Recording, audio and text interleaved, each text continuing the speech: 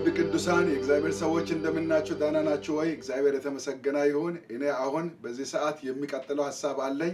እንዴት እንጸልይ በሚል ሐሳብ ነው። መሰረታዊ የሆነው ነገር ከዚህ ቀደም ብሎ በተለይ በጸሎት ሰዓት ላይ ኮቨር ማድረግ የሚገባንን አይተናል።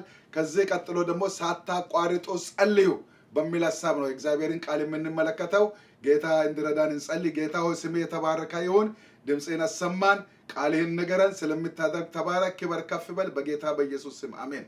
የእግዚአብሔርን ቃል አነብላችኋለሁ። እንደዚህ ይላል እግዚአብሔር ቃል ሉቃስ ምዕራፍ 18 ከቁጥር 1 ላይ ሳይታክቱ ዘውትር እንዲጸልዩ ምሳሌ ነገራቸው። ሳይታክቱ ዘውትር እንዲጸልዩ ሳይታክቱ እና እንደገና ደግሞ አንደኛ ተሰሎንቄ ምዕራፍ 5 ከቁጥር 17 ላይ 5:17 ላይ ምን ይላል? ሳታቋርጡ ጸልዩ፣ ሳታቋርጡ ጸልዩ።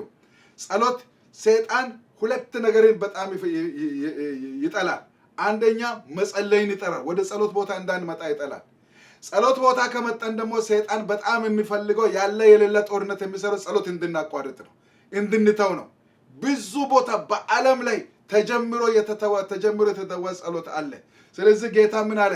ዘውትር ሳይታክቱ፣ ምክንያቱም የሚያታክት ነገር ስላለ ነው ሳይታክቱ እንዲጸልዩ ያለው። ሳታቋርጡ ነው ጸልዩ ያለው። የጸሎት ትጋት የሚለው ሁለት ዋና ሐሳቦችን የያዘ ነው። የመጀመሪያው በጸሎት ሰዓት ሳንደክም ወይንም ጸሎትን ሳናቋርጥ በጽናት መጸለይ አለብን። ሳንደክም በጸሎት ቦታ ላይ ሰይጣን እንቅልፍ ሊያመጣ ይችላል፣ ሐሳብ ሊያመጣ ይችላል፣ ምን ሊያደርግ ይችላል። ያን ጊዜ ግን ሳናቋርጥ መጸለይ አለብን። ምክንያቱም ከፍተኛ የሆነ ጦርነት ከሰይጣን ጋር የምንገጥምበት ቦታ ስለሆነ ኢየሱስ ክርስቶስ ኃጢአትን፣ ሞትን፣ ዲያብሎስን ድል ነሳ ስለሆነ የሚያበረታ መንፈስ ከኛ ጋር ስላለ አሸናፊዎች ነን፣ የተሸነፍን አይደለንም። ሰይጣን ተዋገ ማለት የተሸነፍን ሰዎች ነን ማለት አይደለም። ሕመም መጣ ማለት ወይንም ደግሞ የተለያየ ነገር ደረሰብን ማለት ተሸናፊዎች አይደለም። ከአሸናፊ ወገን ነን እኛ። በአንደኛ ሳሙኤል 17 ላይ ሰይጣን ምን እንደሚያሳይ ተመልከቱ። አንደኛ ሳሙኤል ላይ የእስራኤል ሕዝብ ጎልያድን ነበር ያየው፣ ከነርሱ ጋር ያለውን እግዚአብሔርን አላየም። ነገር ግን ዳዊት መጣና ግን ከኛ ጋር ያለው ከነርሱ ጋር ካለው ይበልጣል፣ እግዚአብሔር ይረዳኛል፣ አንበሳን ድቡን ሊበሉ የመጡትን ሁሉ የእግዚአብሔርን ስም ጠርቼ አሸነፍኩኝ፣ በዚህ ባልተገረዘ ፍልስጤማዊ ላይ በእግዚአብሔር ስም ይመጣበታለሁ አሸንፋለሁ አለ። ይሄ ነው የሚያሸንፍ አሸናፊ እግዚአብሔር ከኛ ጋር አለ እንጂ እዚህ ውጭ የምታየው ከባድና አስቸጋሪ ነገር ሊያስፈራን አይገባም። ዳዊት ያንን ነው ያየው። ዘኍልቍ 13 እና 14 ላይ የእስራኤል ልጆች ኤናቃውያን ከባድ ናቸው፣ ኢያሪኮ የተመሸገች ናት፣ አንችልም አሉ።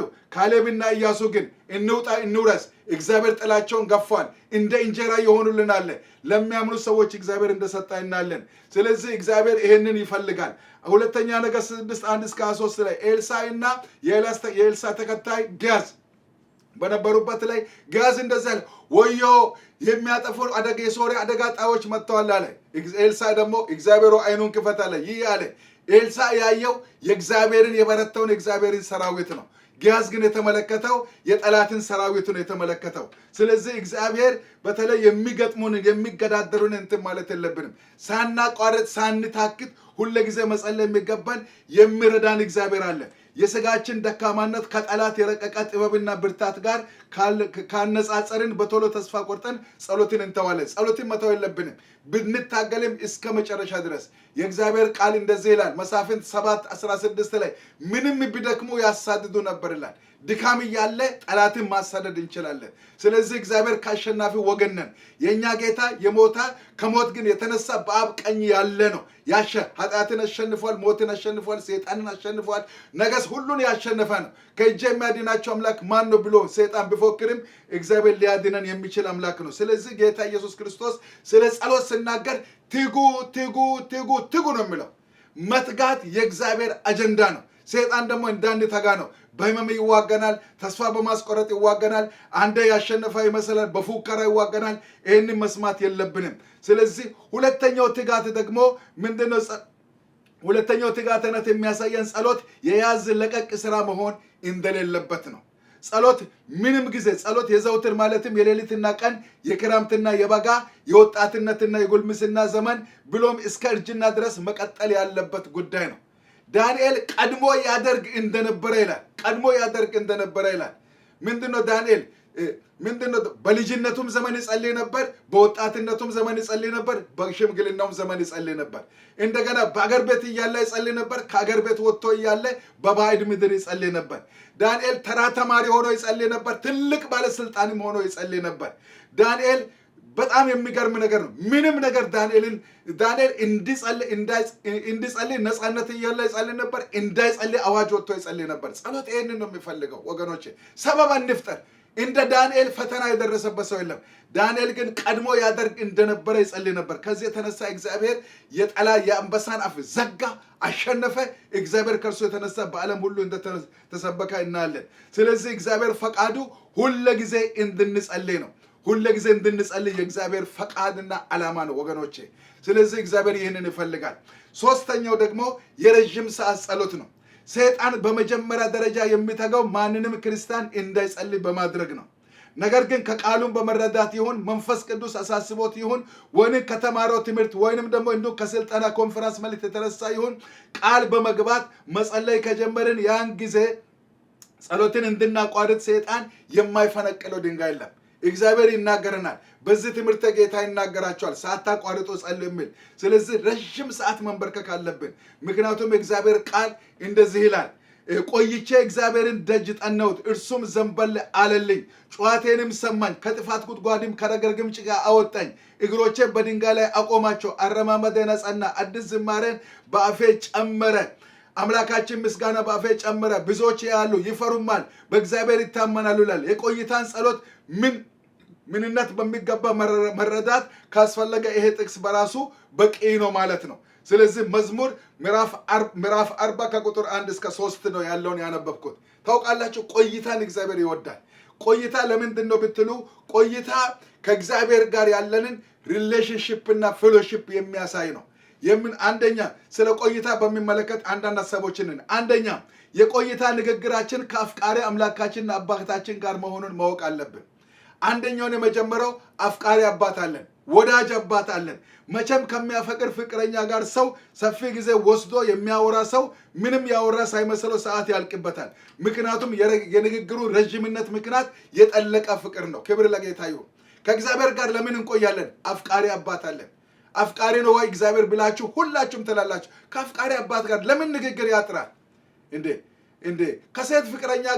ከሴት ፍቅረኛ ጋር ለመናገር ጊዜ ካላጠረ እግዚአብሔር የበለጠ ፍቅር የለም ወይ? ከወንድ ፍቅረኛ ጋር ጊዜ ካላጠረሽ ከእግዚአብሔር ጋር ጊዜ የለም ወይ?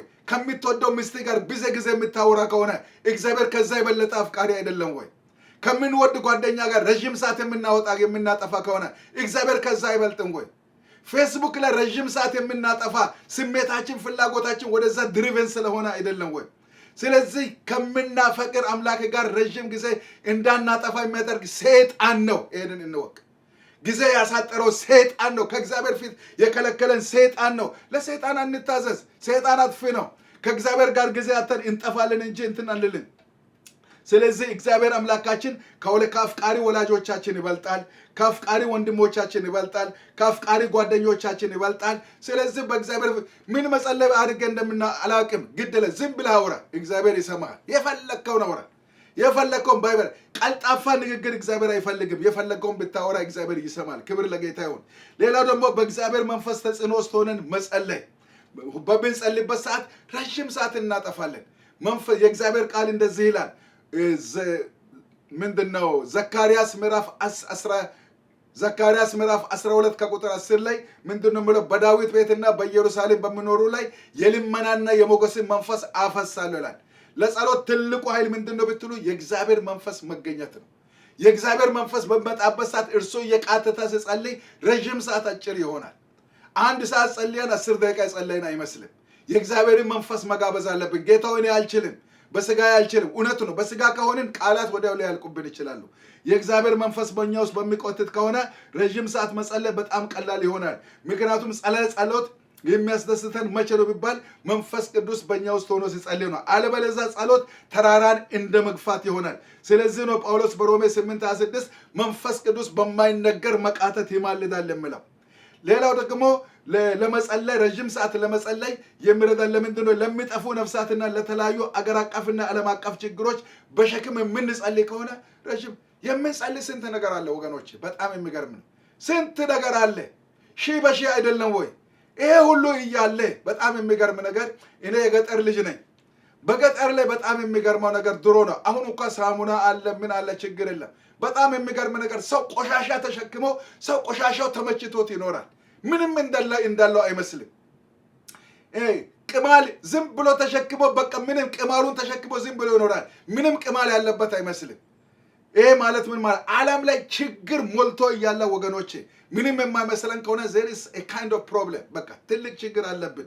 ለሚጠፉ ነፍሳትና በዓለም ላለው ችግር ስንጸልይ የጸሎት ሰዓት በጣም ያንስብናል። በዓለም ላይ ብዙ ህዝብ አለ። ቅድም ባለፈው ጊዜ ተናግራለሁ። የሚጠፉ ነፍሳት አሉ። ለነርሱ እንጸልላቸው። እግዚአብሔር ለነርሱ እንድንጸልይ ይፈልጋል። ሌላ ደግሞ የጸሎት ምንነትን በትክክል የምንረዳ ከሆነ መጸለይ እንችላለን። የጸሎት ምንነት በትክክል ከገባን ጸሎት በእርግጥ ጣፋጭ ይሆናል። በጣም የሚገርማችሁ ባለፈው ጊዜ ነግሬያለሁ። ጸሎትን እግዚአብሔርን የምናመልከው ከሆነ ንስሐ የምንገባ ከሆነ የምናመሰግን ከሆነ የምንማልድ ከሆነ ለራሳችን ጸሎት እንደዚህ ከሆነ እንዴት ያንሳል? የጸሎትን ምንነት በትክክል ከተረዳን በቃ እንጸልያለን። ምክንያቱም ጸሎት አምልኮ ነው። ጸሎት ራስን ለእግዚአብሔር መስጠት ነው። ጸሎት የሌሎችን ሸክም መሸከም ነው። ጸሎት ለራሳችን ጉዳይ መጮህ ነው። ጸሎት ለሌሎች ጉዳይ መጮህ ነው። ስለዚህ ይህንን በምናይበት ሰዓት ጸሎት ፈጽሞ ድካም ሸክም ሊሆንብን አይገባም። ስለዚህ ተንበርክከን ጉልበታችን ቢደክም የጸሎት ፍላጎት ባይኖረን የቆይታ ጸሎት በጣም ያስፈልጋል። ለቆይታ ጸሎት ጊዜ መስጠት አለብን። ተግተን የምንጸልይ ከሆነ በተለይ ሁለቱ ረጅም ሰዓት ጸሎትና ተግቶ መጸለይ የማይነጣጠሉ የአንድ ሳንቲም ገጽታ ናቸው። ስለዚህ በእግዚአብሔር ፊት ስንቆይ እግዚአብሔር ይረዳናል። ጌታ ይረዳቸዋል፣ ያግዛቸዋል። በዚህ ጉዳይ ደግሞ እንጸልያለን። ጌታ እግዚአብሔር አባታችን ሆይ ስምህ የተባረከ ይሁን። ስለረዳህን ስምህ ይባረክ። እየረዳህን ስለሆነም ስምህ ብሩክ ይሁን። በዚህ ሰዓት እኔ ጸልያለሁ በጌታ በኢየሱስ ክርስቶስ ስም የእግዚአብሔር መለኮታዊ ኃይል መለኮታዊ ጣት በሁላችን ላይ እንድትሆን ጸልያለሁ። እግዚአብሔር አባታችን ሆይ ሰው በኃይሉ አይበረታም። የሚረዳን መንፈስ ይምጣ። ረጅም ሰዓት እንድንበረከክ የሚያደርግ ረጅም ሰዓት እንድንበረከክ ቆይታ በአንተ ፊት እንድኖረን የሚያደርግ ሐሳባችንን ሰብስበን እንድንጸልይ የሚረዳን መንፈስን አንተ ላክልን። በዓለም ላይ ይህንን ሁሉ የሚያዩ ሰዎች አሁን በጉልበታቸው ላይ እግዚአብሔር አባቶ ተንበርክኮ ሲጸልዩ ጉልበታቸውን እያሳመመ ሰውነትን እያሳመመ ስንፍናን እየላከ ሐሳብ እየበተና የሚዋጋቸው ክፉ በኢየሱስ ክርስቶስ ስም የተመታ ይሁን። ከሰፈራቸው የራቀ ይሁን። አቅምና ጉልበት ይሁንላቸው። አመሰግናለሁ። ክብር ከፍ ይበል በጌታ በኢየሱስ ክርስቶስ ስም አሜን አሜን። ቅዱሳን ጌታ ይባርካችሁ። በርቱ፣ አይዟችሁ። የሚያተጋችሁ እናንተ ሳትሆኑ የሚያተጋ መንፈስ አለ። የሚረዳችሁ መንፈስ አለ። ጌታ በጎናችሁ አለ፣ በአጠገባችሁ አለ። ረጅም ሰዓት መንበርከክ የማትችሉ አይዟችሁ። ጉልበታችሁ ቢተመም ተቆማችሁ ጸልዩ፣ ቁጭ ብላችሁም ጸልዩ። ምንም ችግር የለም። እግዚአብሔር ግን እንድንበረከክለት ይፈልጋል። ጌታ ይባርካችሁ። ተባረኩ። አመሰግናለሁ። ደህና ቆዩልኝ። በሚቀጥለው እንገናኝ። ተባረኩ። ቻው